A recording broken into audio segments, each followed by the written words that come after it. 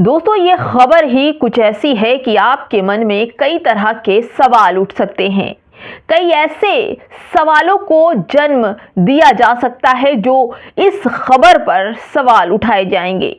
आप कहीं जा रहे हो तो रील बना सकते हैं, आप बाजा बजा सकते हैं, आप मेट्रो स्टेशन पर ट्रेन के अंदर ढोलक मजीरा बजा सकते हैं, आप पंडाल में बड़े बड़े डीजे लगा सकते हैं, आप माइक से तेल लगा लो डाबर का, नाम मिटा दो बाबर का, चिल्ला चिल्ला कर बोल सकते हैं। आप कहीं भी खड़े होकर किसी को गाली दे सकते हैं, वो भी माइक के साथ में। किसी भी मुसलमान पार्टी को लेकर आप कुछ भी कह सकते हैं, तो आपके ऊपर कोई एफआईआर शोर मचाने पर भी नहीं होगा।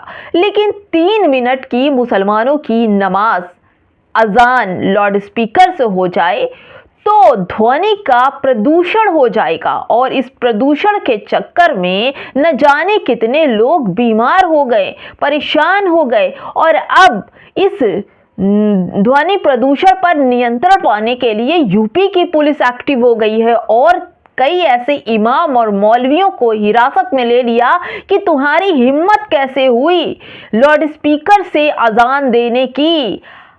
और इस अजान में ऐसे ध्वनि प्रदूषण पाए जाते हैं जो शैतान को भगा देता है। और जब इस ध्वनि प्रदूषण का इस्तेमाल हवा में आया तो उत्तर प्रदेश की पुलिस और प्रशासन सख्ते में आ गई, और प्रशासन के निर्देश से उत्तर प्रदेश की पुलिस ने लाउड स्पीकर को उतारने के आदेश दे दिए। जो नहीं उतार रहा उसको जेल हो जाएगी, और जो खुद से उतार देगा तो बढ़िया है। पूरी खबर आपको बताऊंगी दोस्तों कि अब मुसलमानों की नमाज, अजान और लाउड स्पीकर से भी खतरा होने लगा है। नियंत्रण नहीं है, प्रदूषण बढ़ रहा है, और इस प्रदूषण को रोकने के लिए पुलिस एक्टिव हो चुकी है। नमस्कार, आप देख रहे हैं बाम सेफ न्यूज़ और मैं हूं आपके साथ शैला। जिस तरह की खबरें आती हैं दोस्तों, आप ये देखिए, उन खबरों में बड़ा ही लॉजिक है। एक तरफा कार्रवाई, एक तरफा जेल, एक तरफा बुलडोजर, एक तरफा लाठियां, एक तरफा आरोप। ये सोचिए क्या चल रहा है देश में, क्या हो गया है? क्या यही शासन प्रशासन है?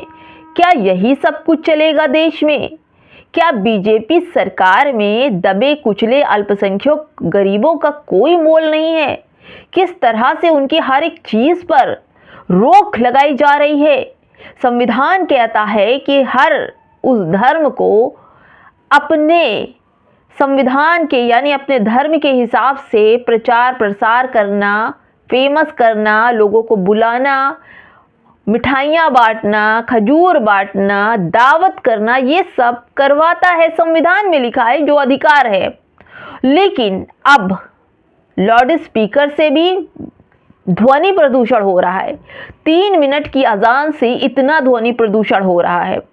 दोस्तों, ये देख लीजिए। पहले मैं ये नहीं कह रही हूँ, ज़रा अगर आप मुस्लिम हैं या अमन पसंद लोग हैं तो आपको ये वीडियो देखना चाहिए कि किस तरह की एक तरफा जो कार्रवाई चल रही है दोस्तों, केवल और केवल मुसलमानों के लिए। देखिए ये खबर, उत्तर प्रदेश के पुलिस ने कई जिलों में मस्जिदों से लाउड स्पीकर हटवाए। कई इमाम और मौलवियों के खिलाफ मुकदमा भी हुआ। पुलिस ने ध्वनि प्रदूषण नियंत्रण अभियान चलाते हुए विभिन्न मस्जिदों से लाउड स्पीकर के अनाधिकृत उपयोग पर कार्रवाई की। मस्जिद के संरक्षकों के खिलाफ मुकदमे दर्ज किए गए। दोस्तों, मस्जिद के जो इमाम हैं, जो मौलवी हैं, उन पर भी मुकदमे दर्ज किए गए, क्योंकि लोग ये मानते हैं कि जब तक उनका जो परंपरा है लाउड स्पीकर से ही अजान होती है, 5 बार की अजान दी जाती है और लाउड स्पीकर से ही अजान दी जाती है, क्योंकि बाहर जो दूर दूर लोग रहते हैं उनको नमाज के लिए आमंत्रित किया जाता है कि जहां तक लोगों की आवाज़ चली गई वो नमाज पढ़ते, क्योंकि मुसलमानों में 5 टाइम की नमाज पढ़ना अनिवार्य है। और इसकी जो आवाज़ है, मस्जिद के मौलवी और इमाम जो होते हैं वो टाइम से नमाज के लिए लोगों को कहते हैं, यानी कि जैसे ही अजान होती है उसके 5 मिनट के बाद, 1 मिनट के बाद जमात खड़ी हो जाती है। और इसीलिए मस्जिदों से अजान होती है कि मुसलमान आए, नमाज पढ़ें, और घर में महिलाएं उसी टाइम पर नमाज पढ़ती हैं। और जब मस्जिदों से लाउड स्पीकर ही हटा दिए जाएंगे तो क्या अजान की आवाज़ जो बहुत दूर दूर लोग रहते हैं उनके कानों तक पहुंच जाएगी? हर तरह से मुसलमानों के धर्म पर, मुसलमानों के कर्म पर, मुसलमानों के काम पर ये अहंकारी सरकार मोहर लगा चुकी है कि मुसलमानों को कोई भी काम करने नहीं देंगे। आगे देखिए दोस्तों, मैं बलिया जिले के अलग अलग थानों में कुल 17 नामजद मुकदमे दर्ज किए गए हैं। आजमगढ़ में 3 दिन में 1310 स्पीकर यानी 1310 लाउड स्पीकर उतारे गए सिर्फ 3 दिन में, जिसमें देवगांव और मुबारकपुर में उतारे गए सबसे ज़्यादा कार्रवाई हुई। बरेली में 3 दिवसीय अभियान के आखिरी दिन कुल 24 लोगों पर रिपोर्ट दर्ज करने की कार्रवाई की गई।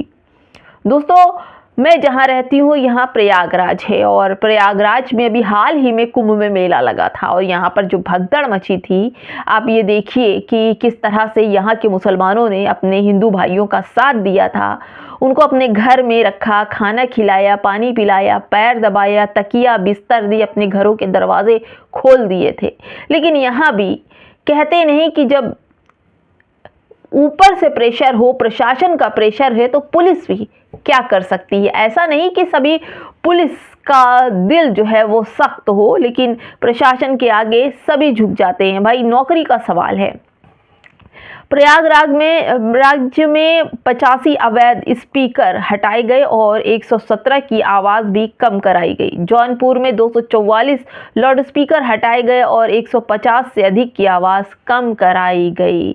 यानी कि आप जिस जगह, जिस शहर में हैं, आप देखिए दोस्तों कि हर इंसान अपने अपने धर्म को लेकर प्रचार करता, प्रसार करता है।